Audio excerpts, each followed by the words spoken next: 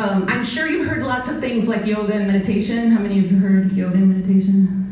They are really good, but I'm not going to talk about them right now. I'm going to talk about things you can do in 10 seconds or less while you're at work. Okay? So, I'm going to actually get away from the mic so you can see me. Oh, maybe not. Because I need to use my hands. Okay. So I'm going to model for you 5 things. And there's way more tools, but these are the ones that I find really useful to use at work. The first one is to shake like a dog. So right now, for a moment, I want you to think about the most stressful work project you have right now. I want you to feel really anxious for me.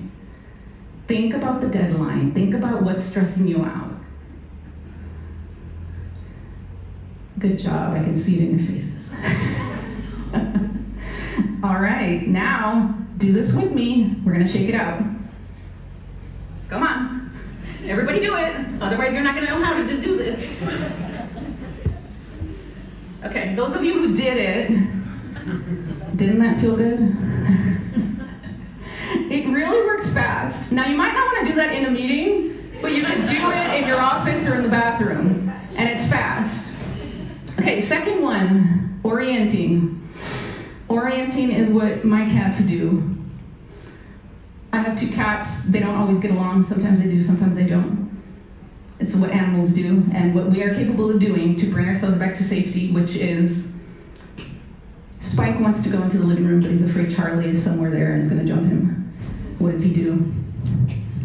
He walks slowly and carefully and looks around, and his ears are listening, and then he walks slowly in to the living room. And he's looking around and he's smelling, and then he sees, you know what? I don't hear anything that sounds like Charlie. He relaxes, he jumps onto the couch, he licks himself and takes a nap. Human beings can do the same thing. So, maybe not lick yourself and take a nap, but you know what I mean. So what you do, and this is something you can do in a meeting, and I want to just model it for you. I want you to do it with me. Notice where we're at. Look, there's a couple chandeliers. There's Chris sitting right there. Hey, Chris. You know, there's sunlight outside and maybe some trees I can see. I might be having a glass of beverage, maybe water or tea. Hey, look, there's my little alarm clock. How does it feel? You just did that for like 10 seconds. Totally calms you down. The next one I want to teach you, I don't think we have enough time. I only got like 5 minutes here. So I'm going to teach you really quick bilateral stimulation and finger rub, and then we're going to keep going. But the bilateral stimulation, when your brain is triggered and anxious, you know, we have 2 hemispheres. Most of the activity will end up being mostly in one side versus the other. And when you want to feel safe, when we're feeling in safety, it's more spread out. Like you can see this in functional MRI. So when you do anything that's going to cross the midline, so everybody grab a phone or whatever is in front of you. I'm going to model for you how to do this. So you are going to take the object and just cross it across your midline. Try it. What's happening as you do that is your brain is resetting. The electrical and the blood functions, oh come on lawyers, let's do this. You probably need the most stress release of anyone. So you're gonna do this, and you can do this in a meeting under your desk. I do it all the time in Zoom, I teach people how to do it. And it basically just really, literally resets your body and your brain back to neutral. The longer exhale, I'll just quickly tell you, most of you probably know that if you don't know, when you inhale, you are stimulating the sympathetic system, which gives energy. When you exhale, you are stimulating the parasympathetic system, which creates calm. That's why, if you want to amp yourself up, you breathe, you inhale longer than exhale. So people at the tournament right now in NCAA are probably going, and then they get energy. Try that right now with me, and you'll see how much energy you get. Come on, everybody do it. Come on, breathe in. you breathe in with more, if you inhale longer, you're gonna get more energy. But when you are stressed out, you wanna do the opposite, so that you create calm. So the general thing is simply to inhale slowly and then exhale twice as long. I'm not gonna model that for you because of time. Last thing I wanna teach you though, because this is one of my favorites and it's fast and you can do it in a meeting, nobody's gonna notice, is the finger rub. So everybody hold up your hand and put your thumb and forefinger together.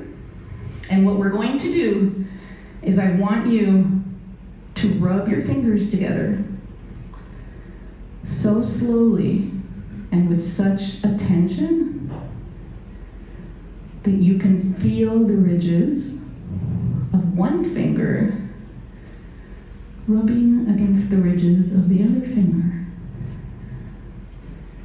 Just kind of keep doing that and notice. And then stop.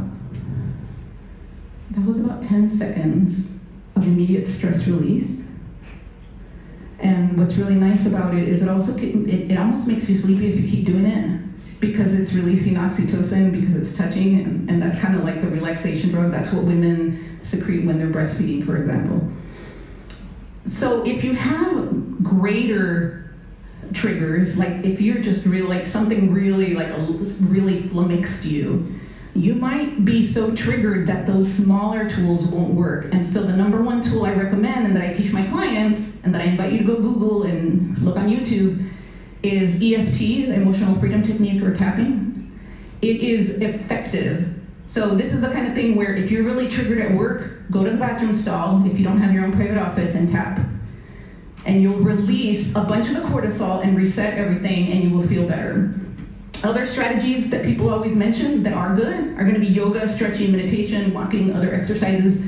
And those are great for building a baseline of nervous system capacity. Because one of the things that happens is, it's not just about using these when you are triggered, it's about doing them proactively so that your nervous system has less cortisol and adrenaline stored, so that when the inevitable changes that you all face in your industries, or new diseases that come in like COVID or whatever, when we are proactively doing these things and creating more nervous system capacity, it makes us more emotionally resilient. One of the things that I was having a conversation earlier is that a lot of people think, oh, COVID was the worst. Okay, it is, it's terrible. But COVID is not what created this mental health crisis. It was always there. We were just hanging on. If we have no emotional resilience, no capacity, when the next big thing comes, that's when everything goes to hell in a handbasket. And that's what happened. It's not that COVID caused this. It's that COVID made us aware that we were living in an unsustainable way in terms of dealing with stress and anxiety and cortisol and adrenaline.